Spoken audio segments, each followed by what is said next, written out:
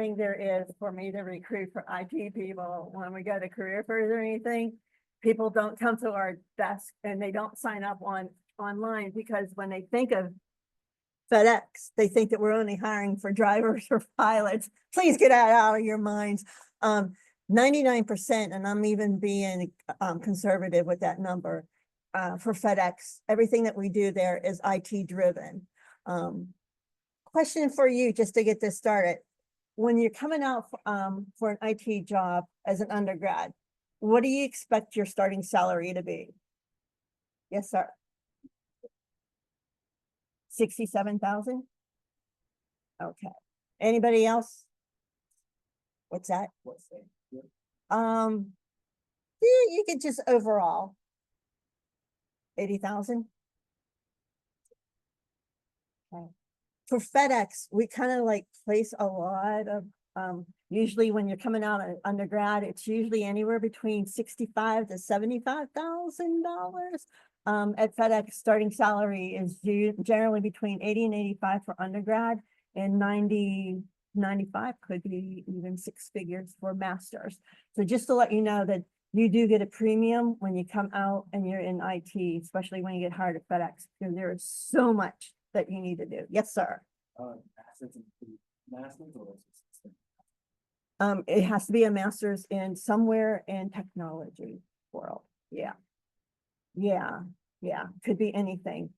Just as long as you have the knowledge that they're looking for that particular position. And then, is this recorded? It is. Okay. But let me say this on a download. When you come in and you're in my intern program, before you sign on a dotted line for your full-time, you come and talk to me and I teach you how to negotiate. So yeah, my interns love that about me. Actually, it's only reported that we like the online speed. Okay. And usually they're big. Okay.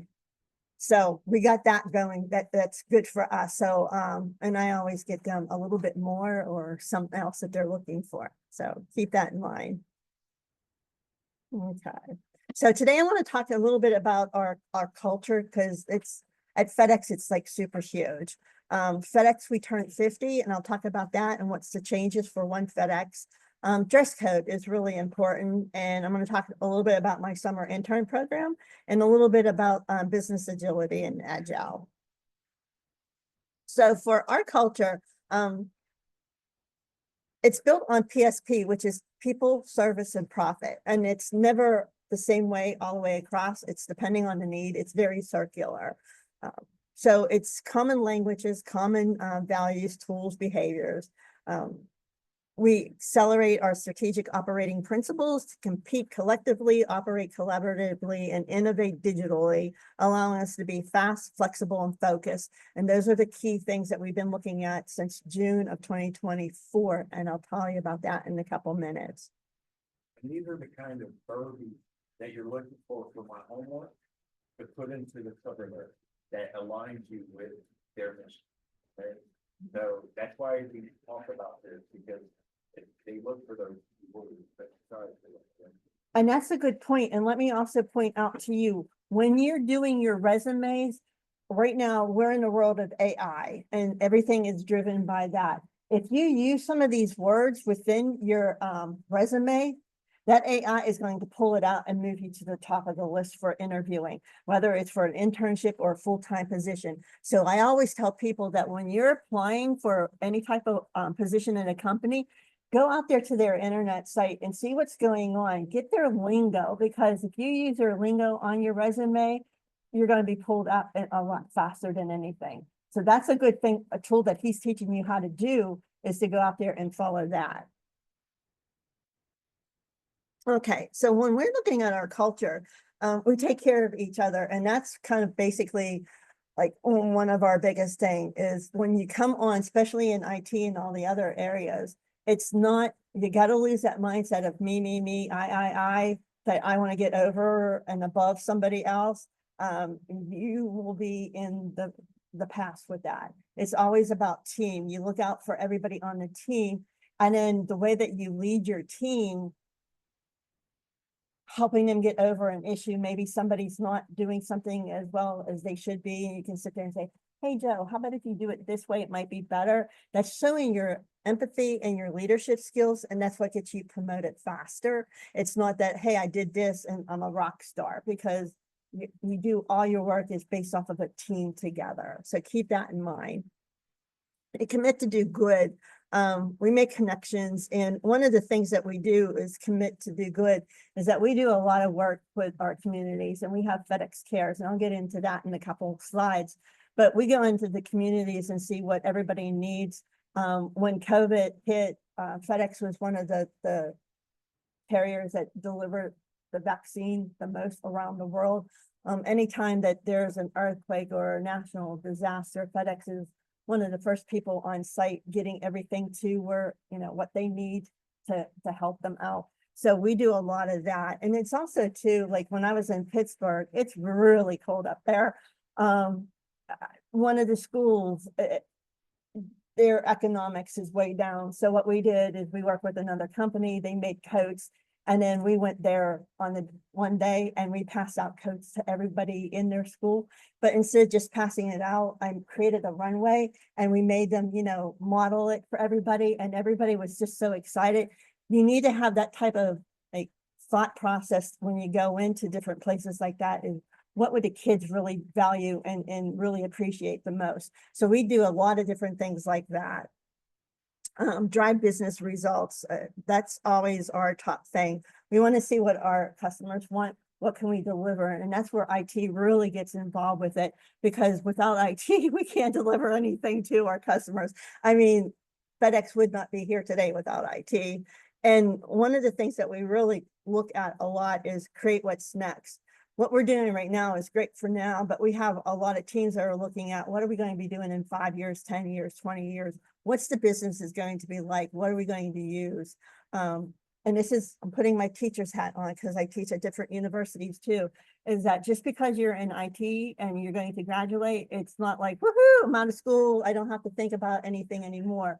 Especially in IT, you really got to embrace becoming a lifelong learner, because you might sit there and say, I don't need to learn any more programming, languages. I have everything that they're using now. But what happens is, like 5-10 years ago, you might have a new programming language that came out maybe once every 5 years, 3 years, and that was considered really a rushed one. Now you get a new programming language like every couple of months, a new one is coming out. If you're not staying up to date with what's going out there, within 2 years, you become a dinosaur. And you don't want to do that, especially in the world of IT, because then you won't get promoted at the company that you're at, whether it's FedEx or another company. And then when you put your resume out there, they're going to take a look at it and sit there and say, oh, these are all old programming languages. We're into this. Maybe that's why they're looking for another job. So really embrace becoming a lifelong learner. Okay, the Purple Promise. This is in everybody's DNA when you work at FedEx. I will make every FedEx experience outstanding. We build our success by adopting 3 behaviors: put my customers first, keep it simple, and stay one step ahead. Whether it's one step ahead of what the customers need, but especially one step ahead of what our competitors are doing. Here's the FedEx Cares. We're delivering for good, sustainable transportation, employment pathways, roadway safety, and global entrepreneurship. When you're looking at different things like that, sustainable transportation, we work with Ford and GM, and every few months we start rolling out at least 500 new trucks that are battery operated to get away from the gas. They're actually looking with, and this is another thing too, if you're interested in it, is that with IT and operations, and we're taking a look at how can we make planes run without gas and battery. I don't want to be in a plane when it first goes up for testing on that, because that kind of like scares the dickens out of me. But that's what they're looking at. Where can we do that? Because planes is where, the most emissions are coming from right now from FedEx. So we look at that. When you're also looking at for road safety and global entrepreneurship, We have a lot of different programs where people that come in and they have their own little businesses. They write up, they tell us what they're doing, what they want the money for, and we provide grants to them for helping to grow their businesses. So we do a lot of that. In an area that we have a lot of major roadways, you can see a lot of human trafficking going on and drug trafficking. All of our drivers are trained to notice what they need to know within certain trucks, because if the police are following them for so long, they'll pull the trucks on the side, they'll get out, leave them and everybody in the back. Say in the South, it's 100 degrees, it's going to be 150 in there and everybody dies. So our truck drivers are all trained to know what they're looking for. And there's a line that they call the FBI, and they let them know where it's at, what's going on. And then the FBI steps in and, they take care of that. So we're doing all of that while they're out there delivering. FedEx brand, key and crucial. We will not be FedEx here today if it wasn't because of our brand. Everything we do, everything we say, and everything we create should express who we are. All employees are representative of FedEx brand. It's at work, representing company at functions, online and social media. Everything is there. We actually have groups of marketing people that'll go out there and they'll Google FedEx. And if they come up with anything negative, and if it's an employee, you get told about it. Next time you go out there and you do something I call stupid, you put something out there because you're mad at your manager, you get written up. The third time you're out the door. So all of that is representing us. I don't know, you guys, your parents might not even been alive when FedEx started in 1975, but the whole idea of how FedEx grew as much as it did, it was based on the brand. And it had this one commercial, and this guy, he talked so fast, like I can't even imitate him, but he basically said, if you want to get it there, if you want to get it on time and you want to get it delivered perfectly, you got to go through FedEx. And it was like 30 seconds of nonstop, and he was there.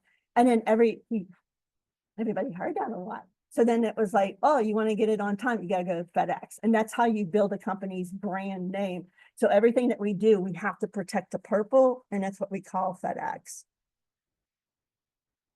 Quality-driven management, QDM, gives us the methods and tools consistently deliver the superior experience the customers expect by minimizing waste, cost, and effort. This is key and crucial. I am a proud leader of QDM at FedEx.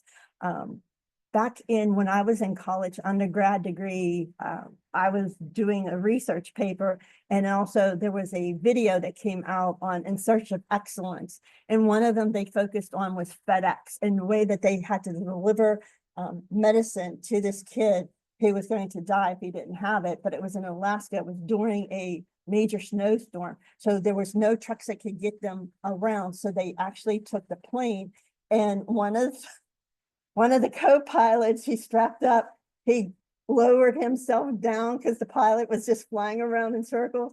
He lowered it down, delivered it to the house, came over, was able to grab hold of the strap, get it all strapped up, and was taken up that way. That's what they do for delivering, to make sure that we get what we need to who needs it. And when I saw that, I was thinking, man, one of these days I got to work for that company, because they really take quality to the max. And it was about 20 years later, I got a job at FedEx. Okay, so April 1973, we celebrated our first operational night as a company. So then we move it up to 2023 was our 50 year, and we're still going strong, but we keep thinking, what is next? So then in 1973, we had 389 team members. In 2022, we had over 700,000 people. We had 14 Falcon jets, and now we have, in 2022, 703. The first night we delivered 186 packages. Now we're delivering 16.5 million packages per day. We went to 25 US cities and 220 countries and territories now. Fred Smith is our founder, and I don't know if you know that, but he attended Yale University, and for his master's, he had to write a paper, and his paper was built on creating a package delivery company via air, and it was going to be FedEx.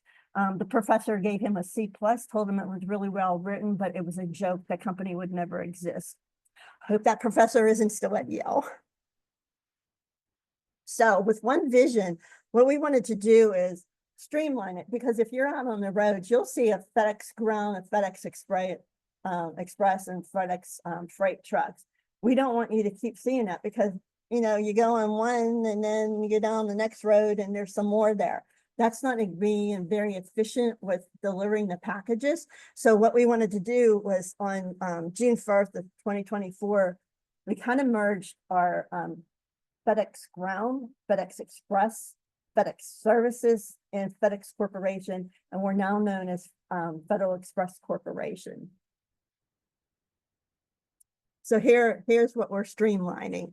We still have some more opco companies that we're going to be moving in, but we wanted to start with the two big ones, the Ground and the Express, and then merge them together as one.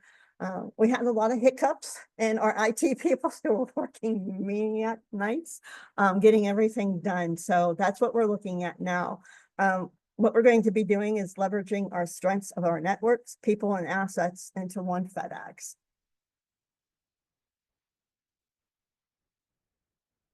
So as of June 1st, we have a drive and we have a network 2.0, and that's basically taking a look at our station and hubs inside the field. Where we have too many of them, what we'll do is condense it and put them all into one location. And then what we're also doing, instead of just letting that building just sit there and not do anything and not earning any money and people losing their job, we don't want to do that. So what we're doing is taking that and putting it as a warehouse. So we have a lot of major companies. You take a look at Wayfair, PetSmart, Chewy, and Walmart are probably our 4 biggest customers. And then they ship from different locations. So it would be actually cheaper for them to rent a space, put their product there, and then at the end of the day, sit there and say, this is the product that this store needs tomorrow. Then we load it into smaller trucks and we deliver it that way. They're saving money, but we're still earning money, because between us, the short packages, the first and last mile, that's where you make a lot more money. So we're able to charge a little bit more money for that service, and that's how we keep that going.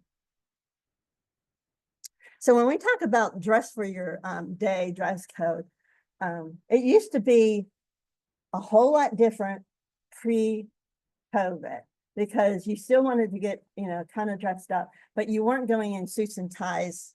Only on days that, 1, you're making a presentation, 2, you're going to meet with some of the executives. You might get a little bit more dressed up, but not quite suit and tie when you're meeting with a managing director and above, but anything like that. And then the rest of the time, you kind of had dress casual. We weren't even allowed to wear jeans back then during that time either. So you kind of like wear comfy, pants and at least a button-down shirt. A pullover was permitted. And just to let you know, it wasn't until September of 1990 that women were allowed to wear pants while working at FedEx. Before that, you had to wear dresses. So here's like the smart casual, and then we have the business casual, and then we have the business. But you never want to wear a graphic t-shirt. You never want to porn clothing out there, door apparel, any tank tops, flip-flops, anything like that. That's a no-go. It's still a business, and you're still, presenting yourself, and you're part of FedEx. Remember, that goes back to the brand. You're representing the company.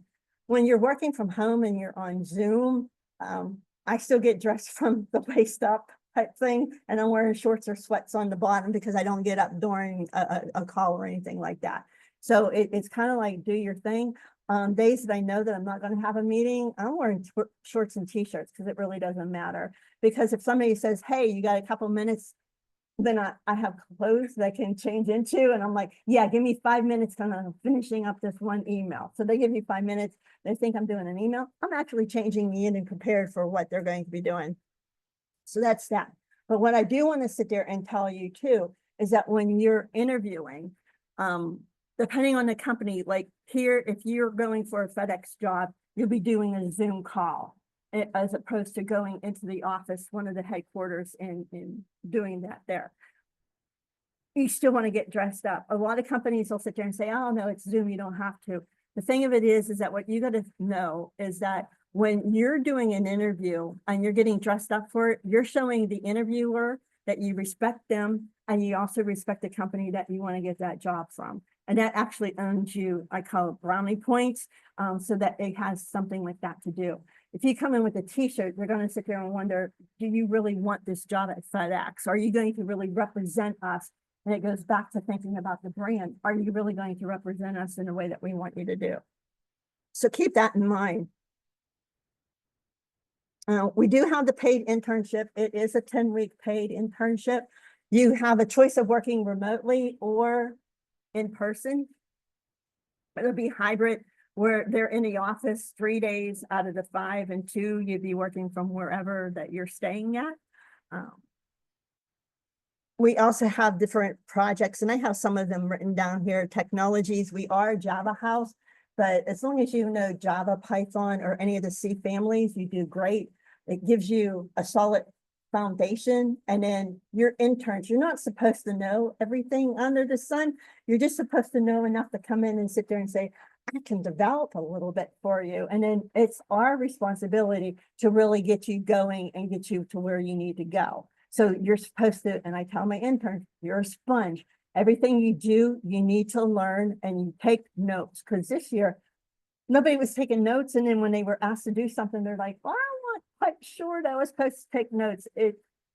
Your internship is an extension of your school learning. So if you're in a class and you don't take notes, good for you. But in the real world, even as I'm learning, I'm taking a lot of notes. So please keep that in mind. And also too, you're going to learn everything you need to know about technology, especially in the project that you're doing. And this year, it's always been like AI has always been, no, we're never going to do it because it's too dangerous. And then over the last 6 months, FedEx is starting to really embrace the idea of AI. And I was always, when are we going to AI? When are we going to AI? And then they scared me. So I was like, okay, no way. And then we have some classes that we can take in. I'm like thriving on it, and people are coming to me and asking me for how to do it. So I'm becoming a little guru in AI, but you need to, like I said, need to keep up with what's going on out there. So with my interns, I'm actually creating a workshop because not every school is going to have AI for them, especially at the undergrad level. So I want to make sure because everybody's going to have a little component of AI built into it, and that's going to help you grow. And then also too, make you well-rounded. I want to make sure that you get hired at the end of the internship. I do a 6 weeks, kind of really fun, soft skills. I take a look at, there's 13 critical soft skills for developers to really hone in and really get into their belt. So I go through this and I send out an email and I give you ways of how to learn and utilize it throughout the week. You are assigned a mentor at the beginning, and that mentor is with you throughout your whole 10 weeks there. They're supposed to work with you. Once a week, you have a one-on-one with your manager, and they go over some of the stuff that you're learning, especially with the soft skills. And then I have 3 team building exercises that's with the interns and their mentors, and it's fun. But being the teacher that I am, I work into ways that they have to demonstrate the skills that we've spoken about and they're supposed to learn, so I can see who's really doing the work and who's not.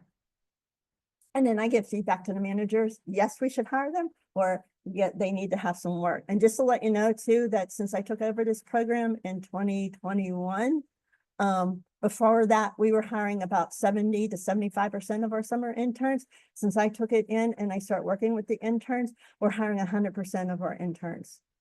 So now they're having me work with like marketing and all the other departments because they're only hiring at 70% too. She's the key person for all internships. She is the go-to person for the entire organization. And she's standing in the front. Yeah. And it's fun, let me just tell you. When I enjoy it. I think this is my calling. But when my interns are there for the 10 weeks, I'm doing 18 hours a day, Monday through Friday. And then I'm working about 8 hours on Saturday and about 10 hours on Sunday, just to make sure that everything goes as smoothly as possible. I do want to get into a little bit about business agility. We are an agile IT area. So there's business agility guiding principles. And this is another thing that you want to do is when you're out there and you're doing research on the companies that you want to apply for, once again, make sure that you use some of their terminology in your resumes. You're also going to take a look at, am I going to really fit in with that company? And is that company going to really fit into where I want to go and what I want to do? So you look at, for our agile, it's sustainability. It goes on, keep it simple. It's everything that I've talked about, but this kind of like focuses in on the guiding principles for us. And we celebrate success. We have fun, personal well-being, and self-care. Everybody's looking out for everybody. And we go by initiatives, and our number one initiative that's always number one, and it will never change, is safety first. Whether you're out in the field and you're working, or if you're inside the office or you're working from home, there's different things that you have to be aware of, and we make sure that everybody's in tune. Agile. Here's the 12 principles of agile software. And if you're not in tune with agile, what you want to do is, especially if you come across a company that is agile, because it's basically agile or waterfall. Waterfall we were in the past, but that's when like business will come and they'll give you like a big book and say, this is a project we want you to work on. So you go through it, and it could be like 18 months to 24 months that you're working on this project, and you sit there and say, okay, we're done, here it is. Oh, we changed that about a year ago. We don't need that. So everything that you just did was a total waste of time. Efficiency just went out the door, and so did the money for the company. So once we get into agile, now everything is like based off of a 10-week time period. And you have stories, and each one of these can take up to 2 weeks. So what you want to do is plan your work for every 2 weeks. So we keep doing that. And then you keep doing that, and then it's usually for 8 weeks, and your last 2 weeks is kind of like free time. And that's kind of like when you do what you want to do, whether it's learn something new or take another type of class, or, oh, maybe I want to see about this project. Oh, this is what I need to know. So you start learning it. So that way there you can keep moving forward. So that's that. And I didn't know this until probably a couple of years ago when I started reading up. Does anybody know that like when you're writing code, it's not just a job, it's actually art form. It's a creativity, it's a craftsmanship.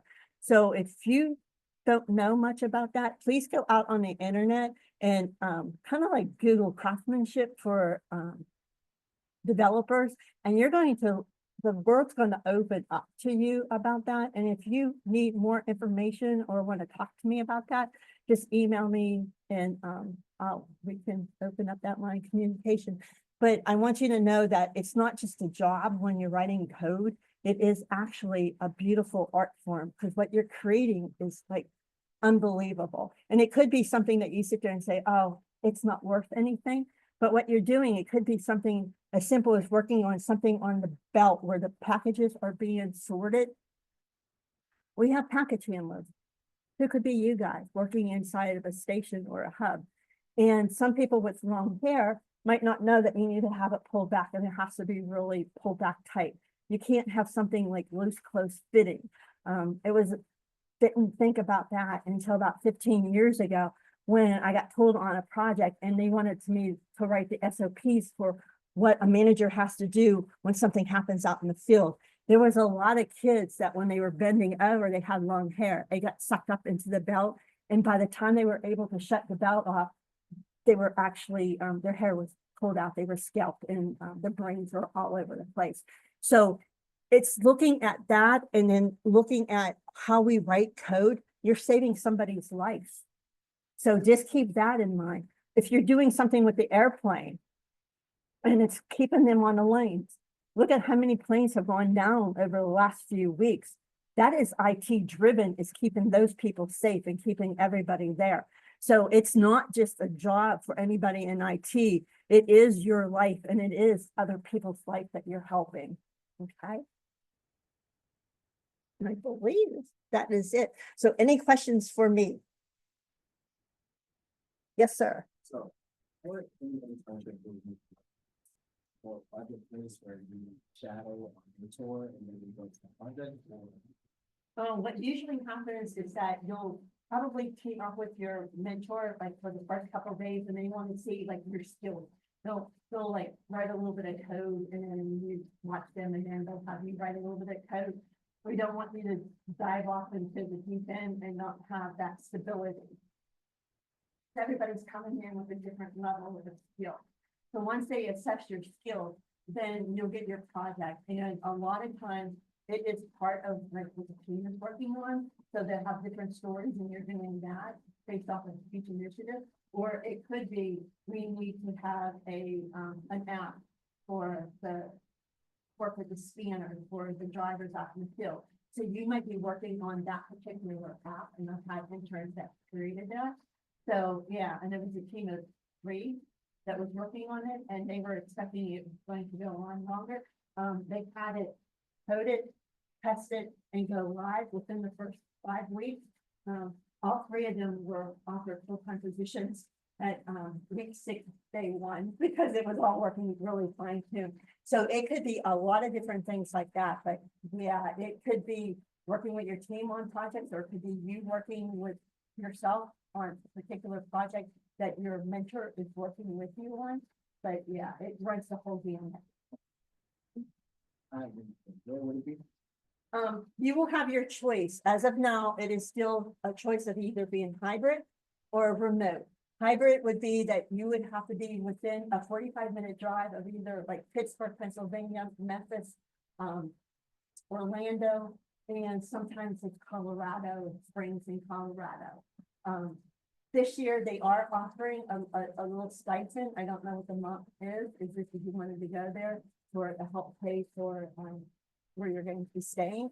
Or the other one is 100% remote, and then you're just working from like here or from home, wherever you're at, and everything is still the same. Everything that I do, I consider everybody remote, whether they're hybrid or not, and everything is run that way so that nobody feels like they're being left out.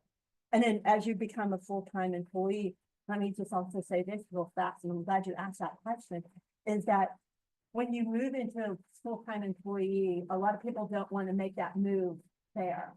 But take some time and think about it. Go visit that city. See if you really want to live there. Because when you become a full-time employee and before you sign that contract, it gives you a relocation package deal. So I always sit there and say, be remote as an intern. It doesn't matter because you're going to get the same experience, whether you're in person or not. But get your face in front of the executives and all the management team when you become a full-time employee, because then they're going to start giving you projects to work on. And they're going to say, hey, that Nathan kid, let's give him this. Or, you know, Joe really did a good job, because they know them already because they're seeing them and talking to them in the hall and different meetings and different things like that. Remote takes you a little bit longer to get promoted because they don't know you unless you're stellar and you kick it out of the park. Type thing. No? Any questions?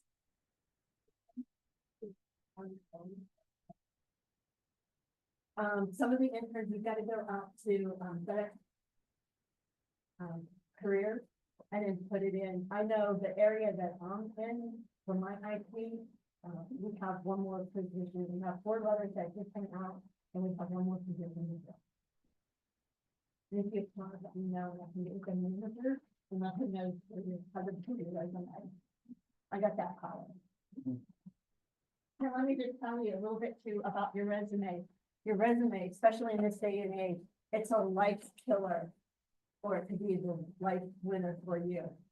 Things that you need to know. There's like he said, make sure that you have those words. Make sure you have a couple of them in, because the AI is going to pull that out and know exactly what you're looking.